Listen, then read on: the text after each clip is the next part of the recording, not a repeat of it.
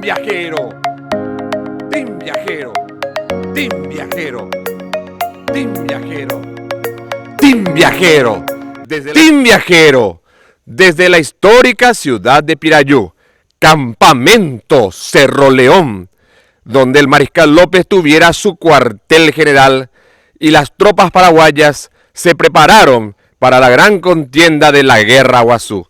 Team Viajero desde el Campamento Cerro León.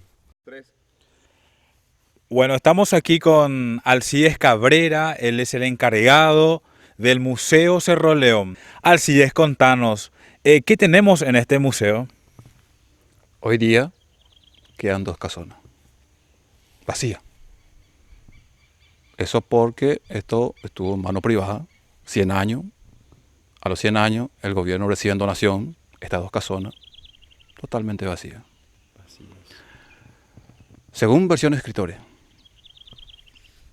Carlos Poussin Escala escribe de que esto se construyó en el año 1864.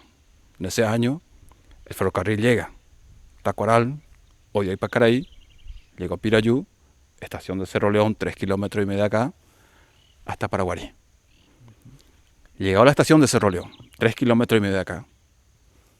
Ahí el gobierno le ordena al que fuera comandante de Pirayú, el mayor Francisco Fidel Aliente, recibe la orden, para que eligiera un lugar cerca de la estación de Cerro León, construyendo un cuartel. Por eso lleva el nombre de Campamento Cerro León por la compañía Cerro León.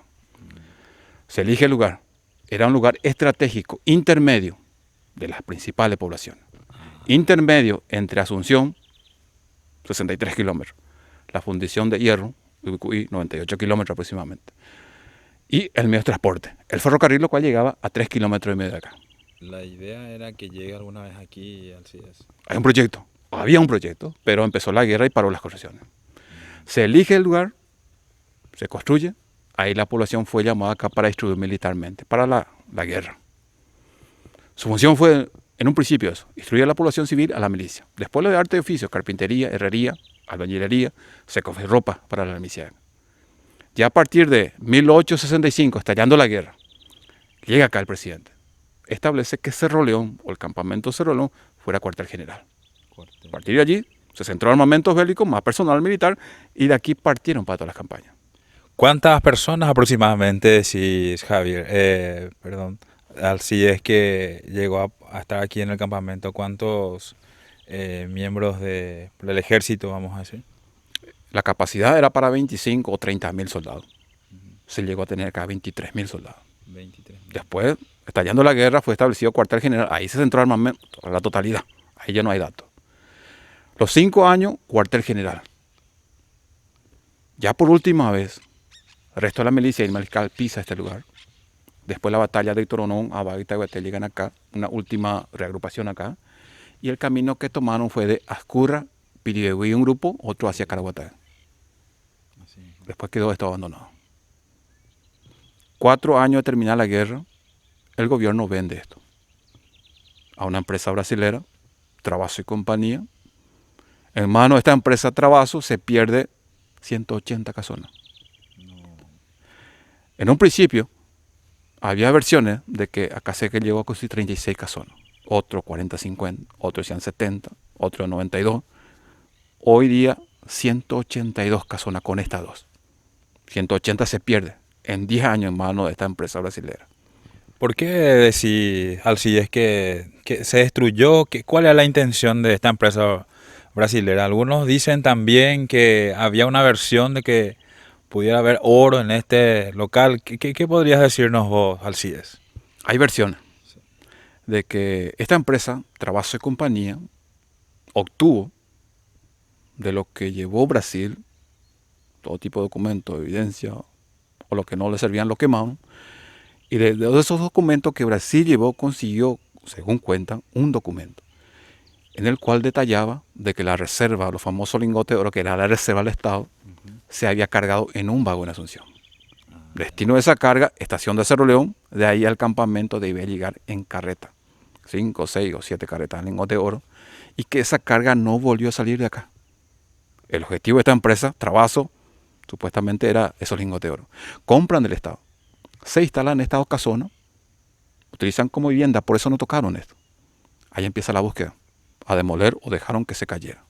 Porque en 10 años se pierde esa demás casona. 1884, la Travaso brasilera lo vende. Y le venden a los hermanos Palmerola, argentino, ganadero. Ellos ya convierten en estancia.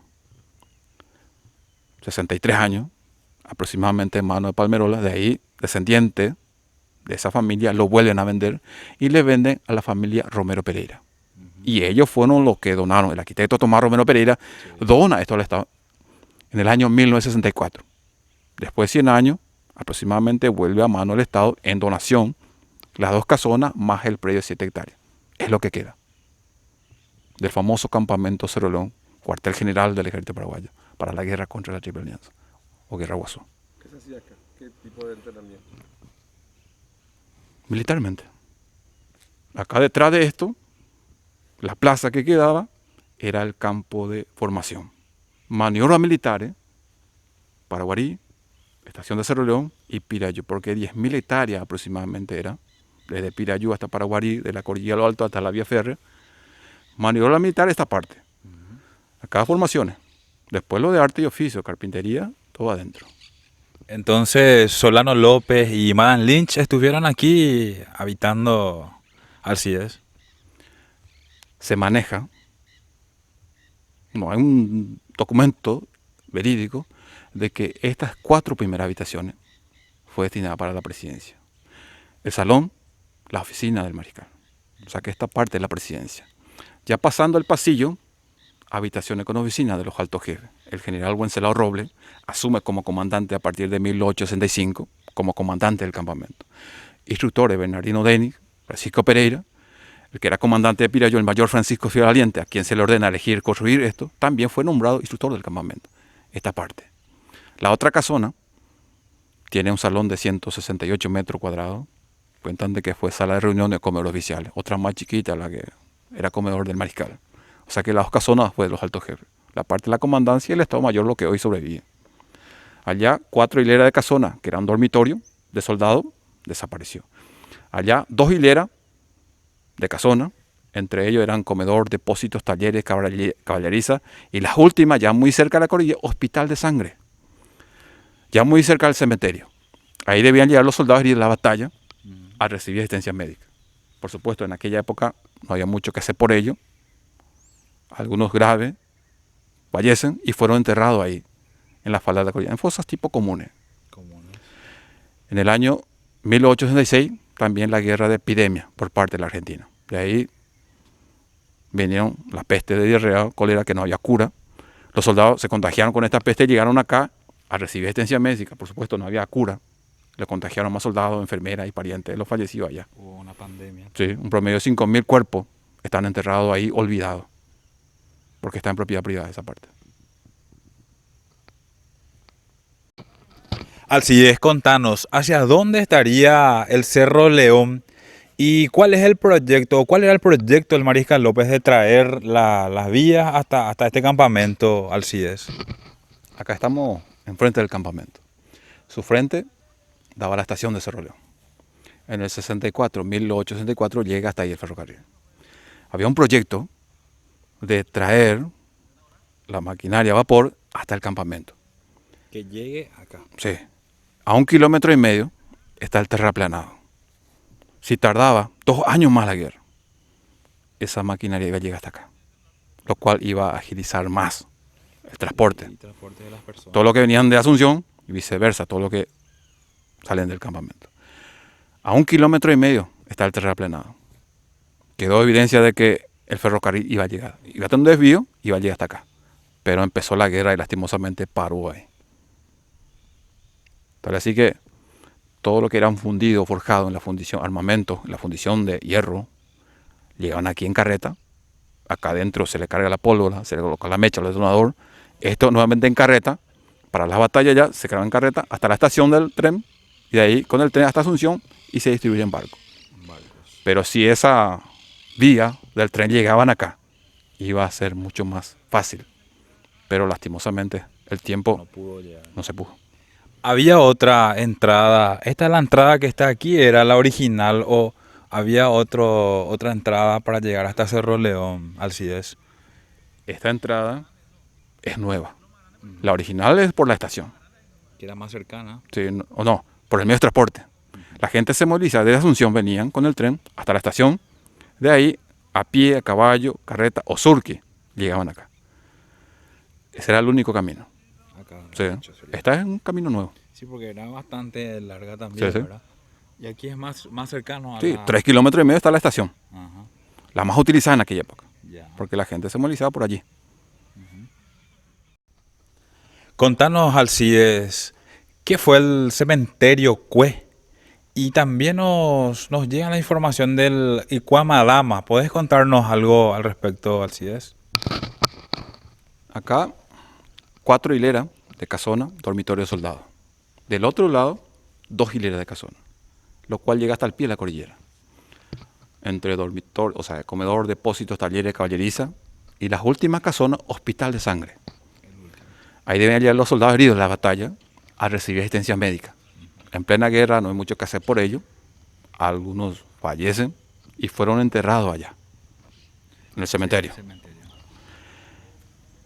1866, la guerra de epidemia por parte de la Argentina. Esa epidemia llegó acá, esto le contagió a más soldados, enfermeras y parientes, y los fallecidos ahí, en fosas tipo comunes.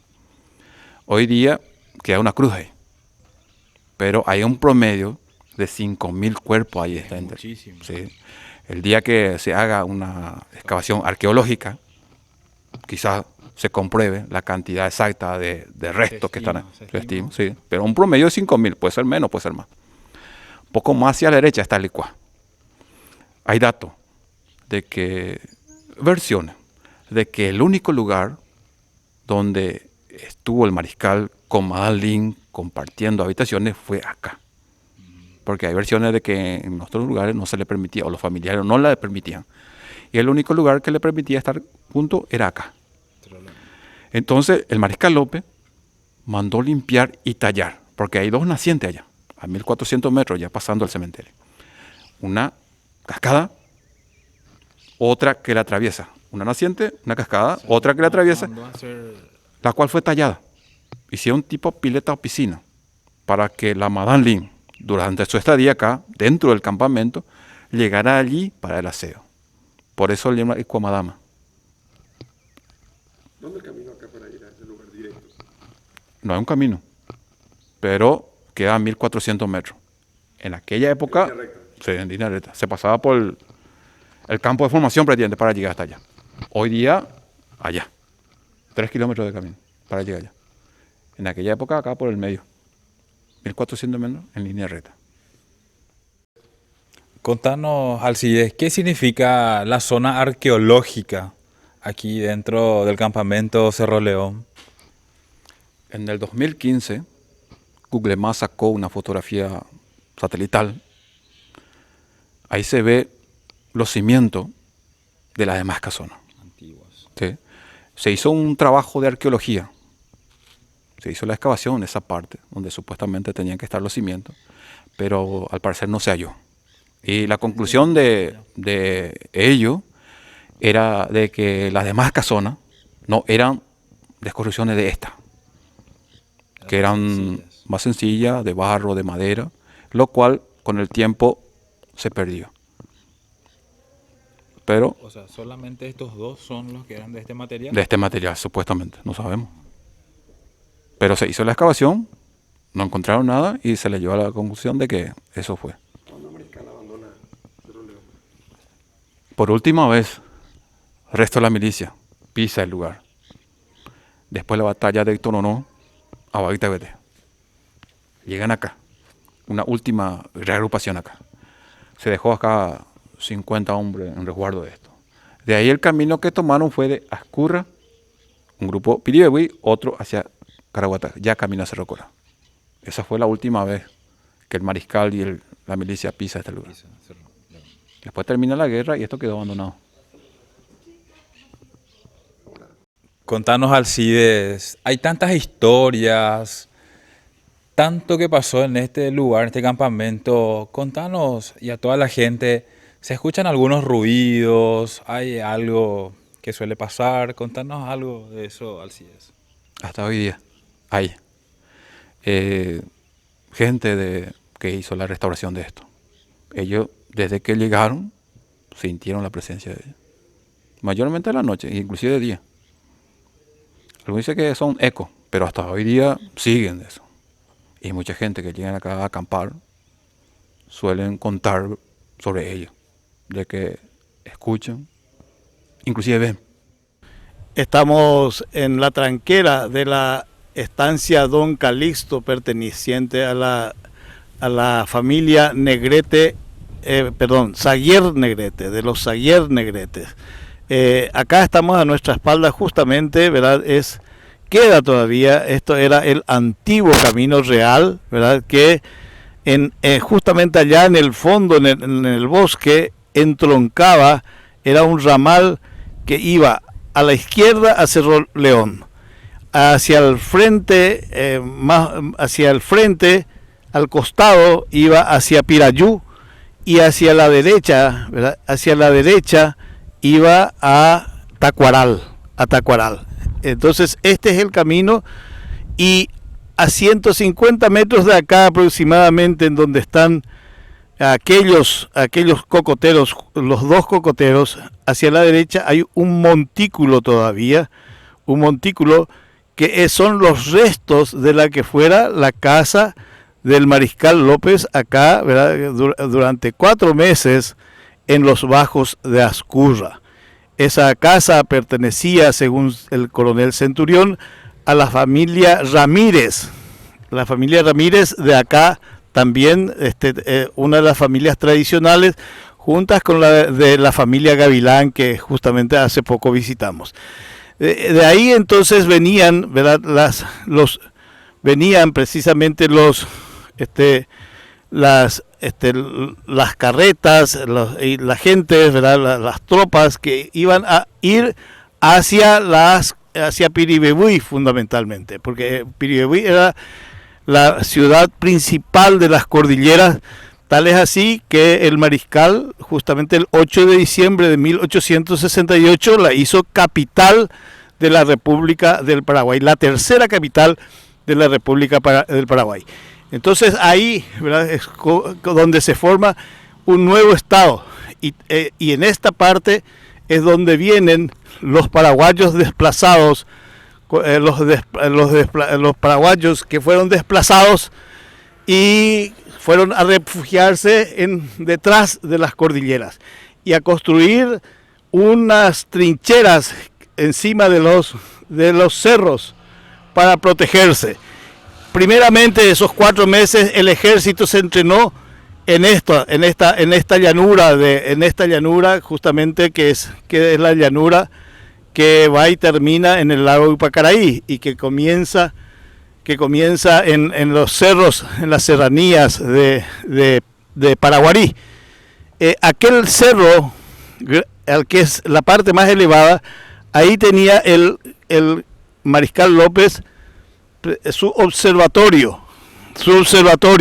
Desde ahí él observaba ya cuando se mudó, ¿verdad?, en los Altos de Ascurras, a mediados de mayo, cuando las tropas aliadas avanzaron, el Mariscal López se mudó a los Altos de Ascurra, detrás de esos cerros que están detrás de esa serranía. Y ahí continuó el entrenamiento de ese último ejército nacional, ¿verdad?, ya conformado precisamente ya por todos aquellos que podían sostener un arma, llámense niños, ancianos, heridos, etcétera. Todos los que podían sostener un arma entonces eran entrenados ya como soldados. Entonces el trabajo fundamental empezó a ser de las mujeres. Y a esas mujeres que vinieron desplazadas se les ubicó, y entonces se les ubicó y ya se les calificó como residentas en tal parte. Se hizo un censo de las residentas, ¿verdad? Y las residentas trabajaban fundamentalmente cultivando, cuidándole a sus hijos y cavando las trincheras de defensa también.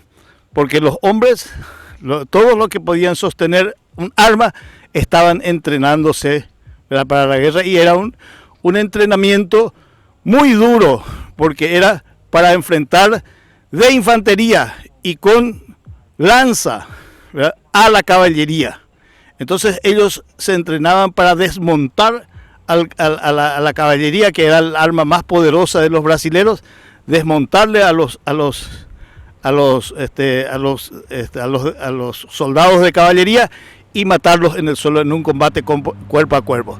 O sea, estaban entrenados para el combate, se los entrenaba para el combate cuerpo a cuerpo. Una agilidad tremenda, ¿verdad? Entonces, esta es digamos, el camino real, justamente, que venía, ¿verdad?, y iba. Ahí es donde están aquellos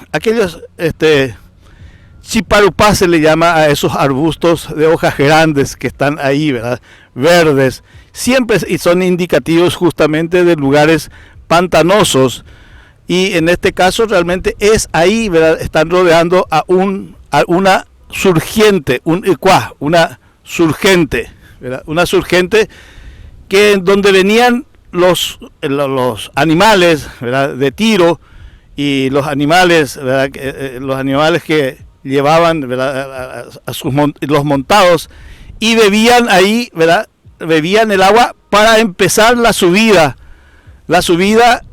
del Paso de Ascurra, que era bastante largo, porque bordeaba, ¿verdad?, y iba, ¿verdad?, y terminaba justamente, era en esta dirección, ¿verdad?, en donde ya subían precisamente, en donde ya habíamos visto precisamente los vestigios que habían quedado del antiguo camino real en la altura del Paso de Ascurra.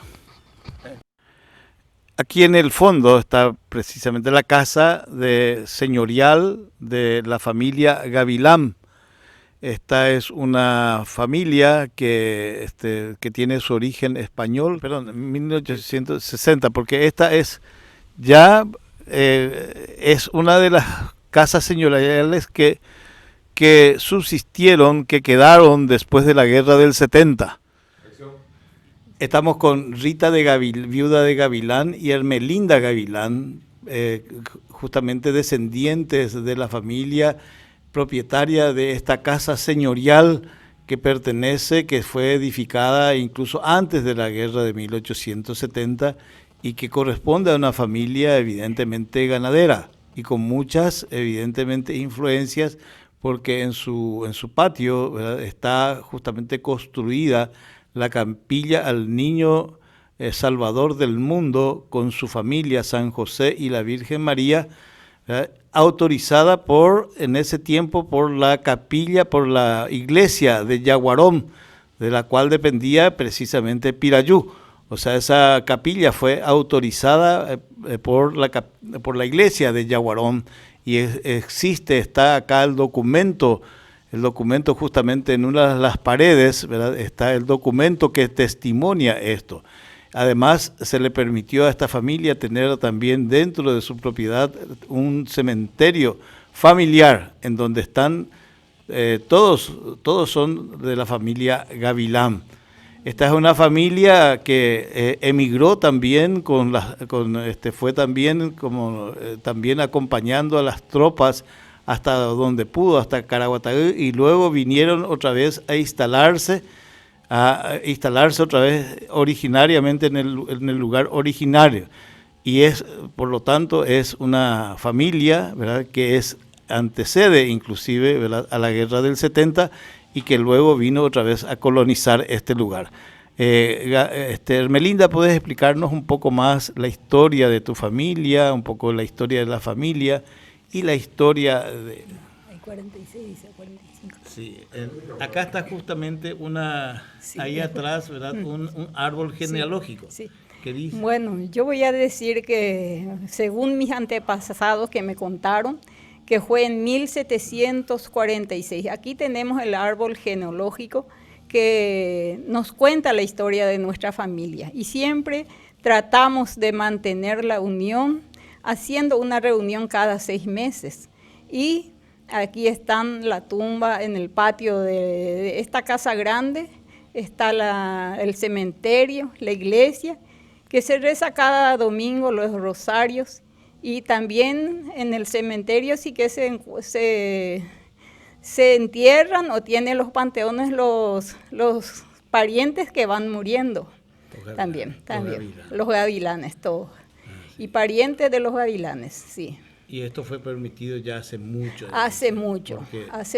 No todas las familias tienen este privilegio que ustedes tienen, sí, realmente, de tenerle junto a sus antepasados.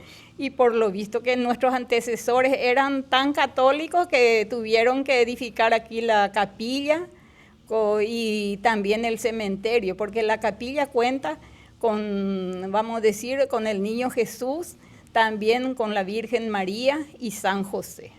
Y en tu familia hay también un sacerdote y un luchador contra la dictadura de Stroessner también. Sí, cuando somos muchos a veces salimos de todos, ¿verdad, Víctor? Bueno, le voy a decir que tenemos un sacerdote que ahora mismo no me acuerdo, pero tengo anotado que él se ordenó en Chile, en la Catedral de Chile, y es primo hermano de mi abuelo, Hilario Gavilán, sí. Y aquí anteriormente se solían hacer porque era la única capilla que había en Ascurra. Entonces se hacía la confirmación, el bautismo, casamiento de todos. Y anteriormente mis abuelas me contaban que aquí se hacían fiestas grandes,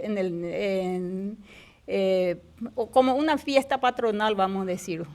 Habían hasta semanas de festividades. Ah, sí, venían sí, la gente de otros lugares. Venían la gente de otros lugares. Era muy conocido esta capilla.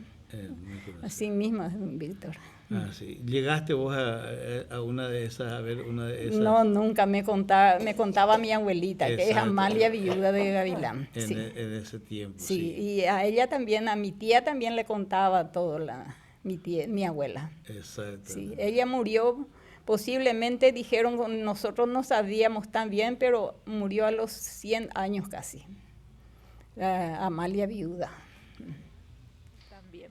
Se conservan, también en Pirayú está la casa del don Basilio López, primer obispo paraguayo, siendo cura párroco, Fray Basilio López, que era franciscano, viviendo aquí en su casa, fue el consagrado obispo del Paraguay. Él no fue el primer obispo del Paraguay, sino el primer obispo paraguayo.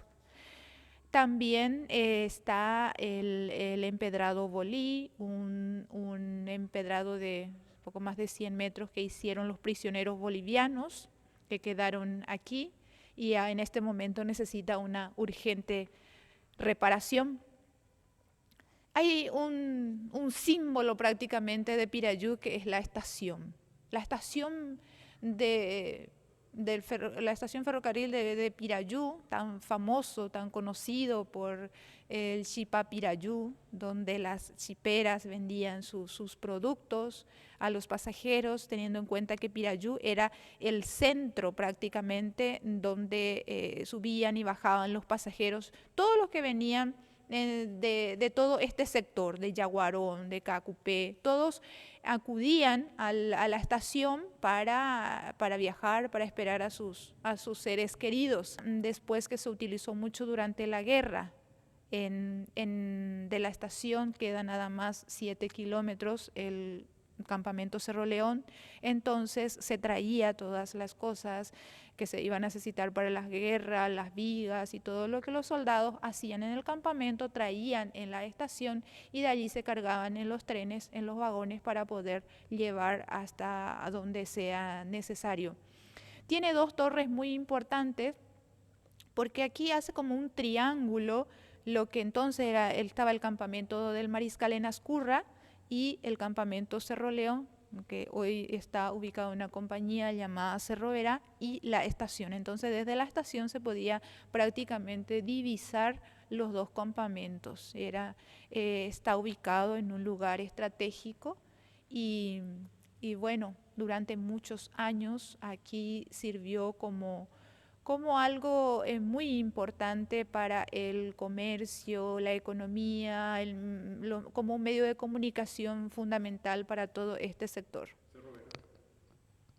En Cerro Verá se encuentra un pequeño solar llamado el Solar del General Díaz. Es la casa donde vivió, donde nació, creció el general José Eduvigis Díaz. Hay un árbol enorme de uva pomomo que es probablemente prácticamente de la época. El general Díaz pasó su niñez seguramente por esas sombras de esos árboles. Una pequeña casa que ya es una réplica de lo que sería el original, pero hoy día es un parque nacional.